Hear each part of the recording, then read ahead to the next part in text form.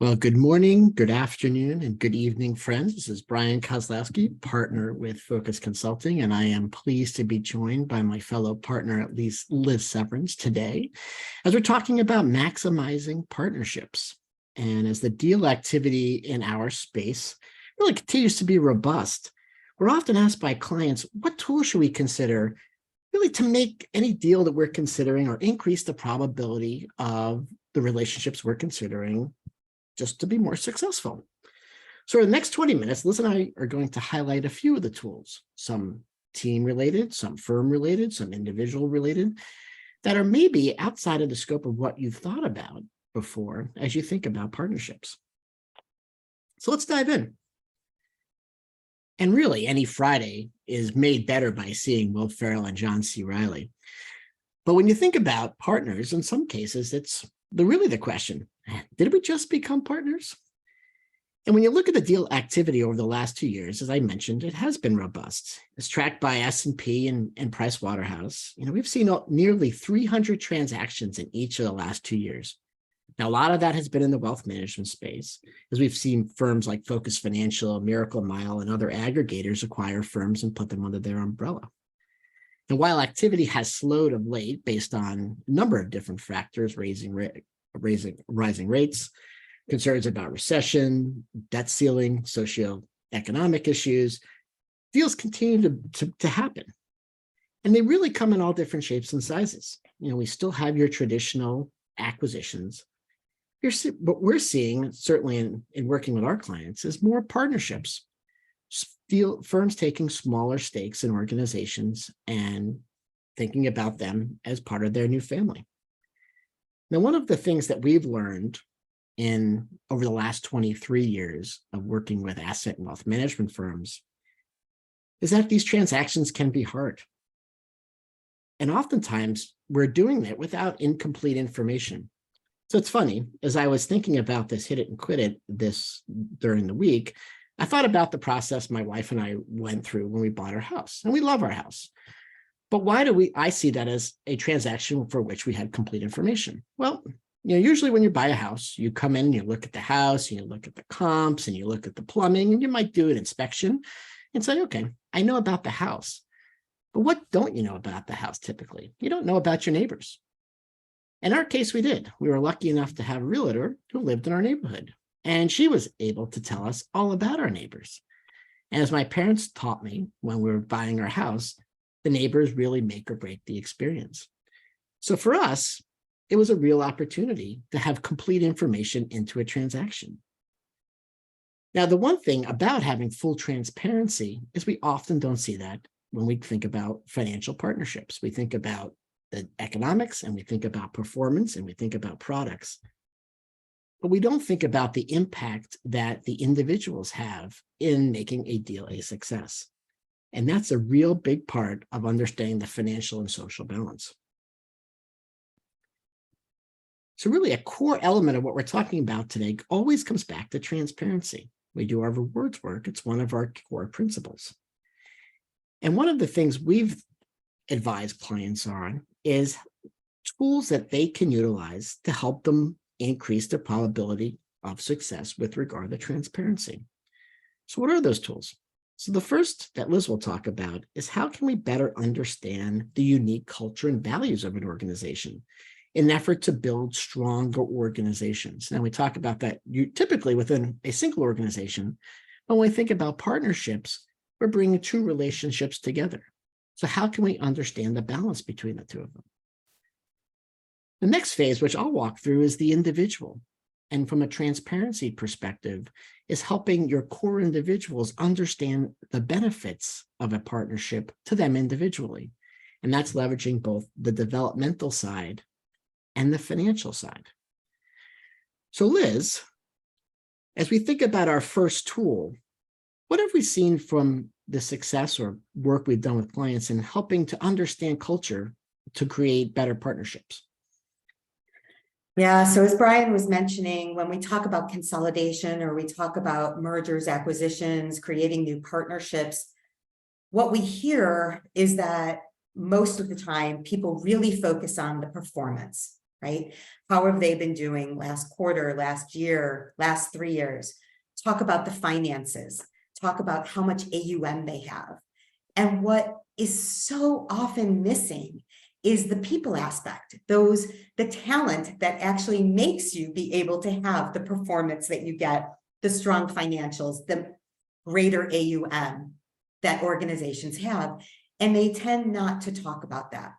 So in the firms that we have partnered with, when they're doing mergers and acquisitions or creating these new partnerships, they have focused on the people because they know that their most important piece is the people that go up and down their elevators every day. And many times these mergers, acquisitions, partnerships, they focus on the leaders at the top, right? Who are the decision makers to be able to put their signature on that piece of paper to make that deal go through. And they never talk to the actual people that work in the organization, understand their mindset coming in to a new organization, their mindset leaving an organization and being absorbed. So again, the best organizations and the organizations who have done this in the best way have really focused on understanding what is important to those people that make you successful. So they have found out about what their values are instead of just looking on a website and saying, here's the values, here's the mission. They actually ask every single person in the organization their feelings, their thoughts about what the values and behaviors are that exist in the organization and what they want in the future, right? How they look at decision making, how they look at communication, how safe they feel. And when they get that information, well, good for you, Scott, because that's important to do. And when they look at that information, they are able to understand where the alignment is.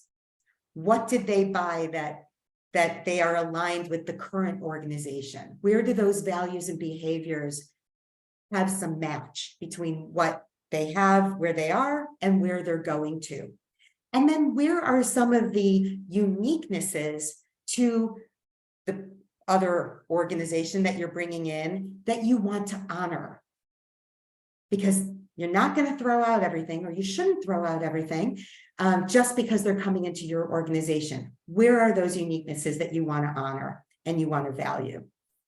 And where are some of those things that may be misaligned that you need to get people together? And what you find, and what we have found is when we've done this work with organizations, is that finding those areas where there is that alignment has created safety with the people entering the organization. It's created safety with the people who are accepting new people into their organization because there's commonality that you can really leverage. And then it also helps you identify what areas you need to pay attention to. There's a lot of things that go into a merger, an acquisition, and creating this new partnership. So helping to identify where your strengths are and then where those gaps are is extremely important in making sure that that partnership is successful. A lot of people do this after you sign on the dotted line, right? After the organization is merged, then they have to figure out, okay, now what? But there's also a place for actually putting this into the process before you merge, before you actually acquire an organization. Brian, you want to talk about how this can be used as part of that process? Sure. As I think through, I've been on several deal teams and thinking through acquisitions, and I'll put my hand up and say, on those teams, we looked at financials and we looked at performance and strategies and markets, and we overemphasized on those factors and underemphasized on the people. And folks, this is a people business.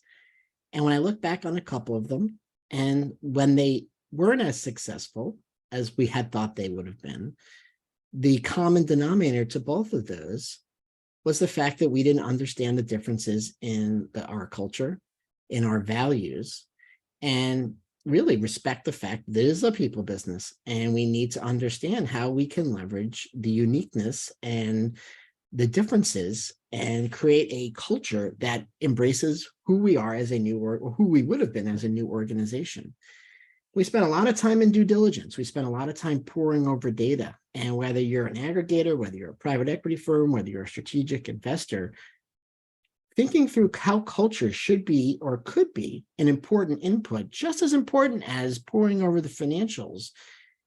It should be an input.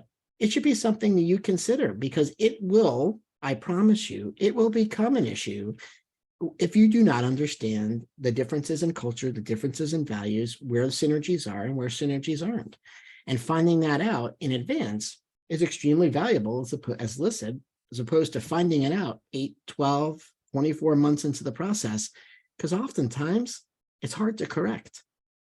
So a best practice, so going back to full information, when I talked about the house purchase, the culture and values help to create this era of full information, because it helps you to understand what the picture looks like, not just the market's perspective, not just the strategy's perspective, but also the people perspective as well. So you start by the firm, understanding how the organization comes together, getting that full picture. Well, we've been leaning on and talking about people. The second spot is helping folks understand their own individual pathways within the new partnership. You've heard us speak time and time again about the importance of professional development.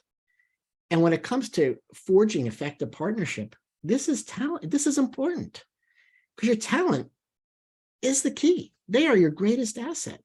And they really do need to see the benefits of this arrangement, this new togetherness, from a professional perspective. There are a lot of tools you can lean into, both in the short term and the long term, to help really to develop your resources. And I really do love this graphic. And I love it for a lot of reasons, but most important, what we're finding in professional development, it is not a linear approach. You see all these people going in different directions. And I think that's important, because careers, especially the types of firms we work with, careers go in all different directions. But the important is mapping out what those opportunities look like, both in the near term and the long term, help to keep your key talent energized, excited, in the seats, and helps to keep and increase the probability that the partnership will be successful. Now, there are two things to remember. First of which is helping folks to harness their genius. Really think about, from a professional development perspective, what are those things that get them excited? What are those things that will have them come into the office every day, or go to their computer every day in a hybrid environment and say, wow, I am energized about being here. That's a key part of this. That's a key element of transparency, a key element of helping folks to understand their individual pathways. But there's a second piece to this as well. And it's helping to identify what skills your key talent need to develop as future leaders of the firm. And oftentimes what we're seeing in our works, really especially on the succession piece, is there's a misalignment between generational skills.